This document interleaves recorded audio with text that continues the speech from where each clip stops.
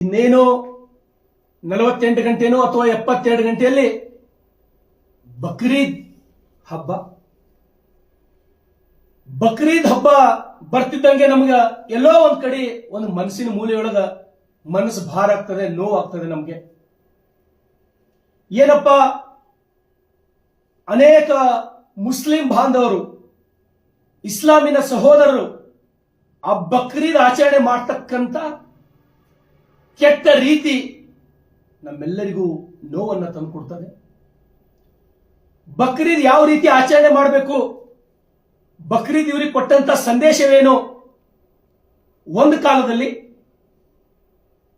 ಇಸ್ಲಾಮಿನ ಒಬ್ಬ ಸಂತನಿಗೆ ಪರೀಕ್ಷೆಯನ್ನ ಮಾಡ್ತಾರೆ. ನಿನ್ನ ದೇವರು ಬೇಕೋ, ನಿನ್ನ ಮಗ ಬೇಕು ಅಂದಾಗ ನನಗೆ ದೇವರು ಬೇಕು ಅಂತ ಹೇಳಿ ತನ್ನ ಮಗನಿಗೆ ಬಲಿ ಕೊಡ್ಲಿಕ್ಕೆ ಪ್ರಾರಂಭ ಮಾಡ್ತಾನೆ, ಒಪ್ಕೊಳ್ತಾನೆ ಆ ಇಸ್ಲಾಮಿನ ಒಬ್ಬ ಸಂತ. ದೇವರು ಅವನ ಸ್ಯಾಕ್ರಿಫೈಸ್ ಅನ್ನ, ಅವನ ತ್ಯಾಗವನ್ನ ಮೆಚ್ಚಿ ಅವನ ಮಗನಿಗೆ ಬಲಿ ತಗೊಳ್ಳೋದಿಲ್ಲ. ಇದರ ಪ್ರತೀಕ ಬಕ್ರೀದ್.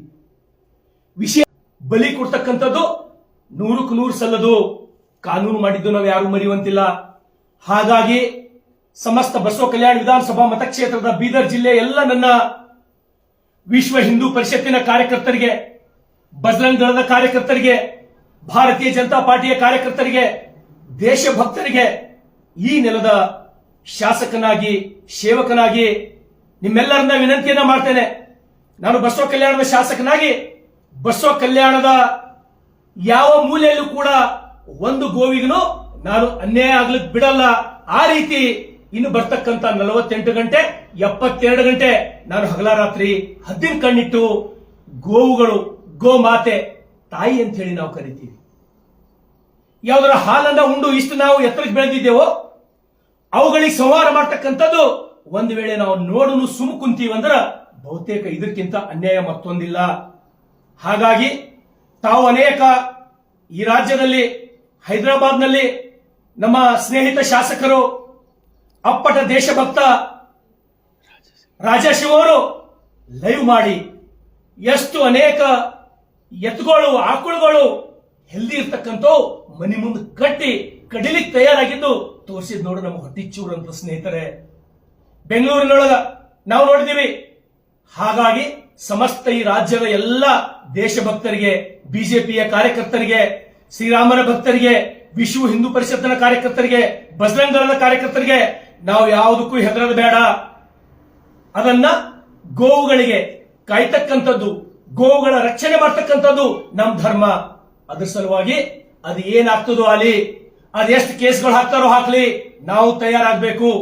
ಹಾಗಾಗಿ ವಿಶೇಷವಾಗಿ ನನ್ನ ವಿಧಾನಸಭಾ ಮತಕ್ಷೇತ್ರದ ಬಸವ ಕಲ್ಯಾಣದಲ್ಲಿ ನಿಮಗೆ ಯಾರಿಗಾದರೂ, ಯಾರ ಮನೆಯದರಾದರೂ ತಂದು ಆಕಳಾಗ್ಲಿ, ಎತ್ತಾಗ್ಲಿ, ಕರು ಆಗ್ಲಿ ಕಟ್ಟಿದ್ದು ನಿಮಗೆ ಗೊತ್ತಾಯ್ತಂದ್ರ ನನಗೆ ಕರೆ ಮಾಡ್ರಿ. ನಂದು 1122 ನನ್ನ ಕಾರಲ್ಲಿ ಸಿರ್ಫ್ 5 ನಿಮಿಷದೊಳಗೆ ಬಂದು ಅದು ತಡಿತಕ್ಕಂತ ಕೆಲಸ ನಾನು ಮಾಡ್ತೀನಿ. ನೀವು ನನಗೆ ಮಾಹಿತಿ ಕೊಡಬೇಕು. ಆ ಆಕಳ ಹಾಲು ಉಂಡು ನಾವು ಇಷ್ಟು ದೊಡ್ಡವರಾದವರು, ಇವತ್ತೇನಾರೆ ಇಷ್ಟು ಎತ್ತರಕ್ಕೆ ನಿಂತು ನಾವು ಬೆಳೆದಿದ್ದೀವಿ ಅಂದ್ರ, ಇವತ್ತೇನಾರೆ ನಮಗೆ ಮಾತಾಡ್ಲಿಕ್ಕೆ ಶಕ್ತಿ ಇಲ್ಲ ಅಂದ್ರ ಅದು ಕೊಟ್ಟಂತ ಗೋವಿನ ಹಾಲು ಕಾರಣ. ಅದಕ್ಕೆ ನಾವು ಯಾವತ್ತು ದ್ರೋಹ ಬಗೆಬಾರದು. ಸಮಸ್ತ ಎಲ್ಲ ನನ್ನ ಆತ್ಮೀಯ ಸ್ನೇಹಿತರಿಗೆ, ಕಾರ್ಯಕರ್ತರಿಗೆ ಕೈ ಜೋಡಿಸಿ ವಿನಂತಿಯನ್ನು ಮಾಡ್ತೇನೆ. ಬಸವ ಕಲ್ಯಾಣ ನೆಲದಲ್ಲಿ ಗೋವಿನ ರಕ್ತ ಹರಿಲಿಕ್ಕೆ ಯಾವುದೇ ಕಾರಣಕ್ಕೂ ಬಿಡಲ್ಲ.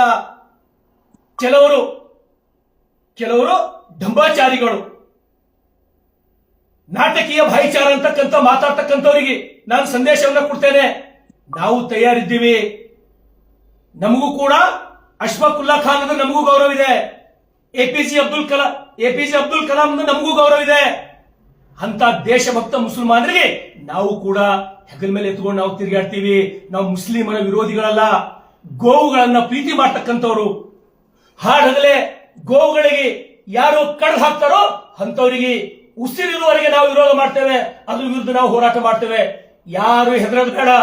ಸರ್ಕಾರ ಯಾವುದೇ ಇರಲಿ, ಏನ್ ಮಾಡಬಹುದು ಸರ್ಕಾರ ನಮಗ? ಏನ್ ಶಿಕ್ಷೆ ಕೊಡಬಹುದು ಸರ್ಕಾರ ನಮಗ? ಒಂದೆರಡು ಕೇಸ್ ಹಾಕ್ತಿರಷ್ಟೇ. ಅದಕ್ಕೆ ಬಿಟ್ರೆ ಏನ್ ಮಾಡಬಹುದು? ಇದೇ ಸರ್ಕಾರ ಏನು ಶಾಶ್ವತವಾಗಿರಲ್ಲ. ನಾವು ಯಾವ ಸರ್ಕಾರದ ಅಂತಕ್ಕಂಥದ್ದು ನಾವು ಲಕ್ಷ್ಯ ಮಾಡಲ್ಲ. 100ಕ್ಕೆ 100 ಯಾರು ಹಾಲು ಕುಡಿದು ದೊಡ್ಡವರಾಗಿವೋ ಅದು ಉಳಿಸ್ತಕ್ಕಂತ ಪ್ರಾಮಾಣಿಕ ಪ್ರಯತ್ನ ನೀವಿದ್ದಲ್ಲೇ ಎಲ್ಲರೂ ಮಾಡಬೇಕು. ಬಸವ ಕಲ್ಯಾಣದೊಳಗ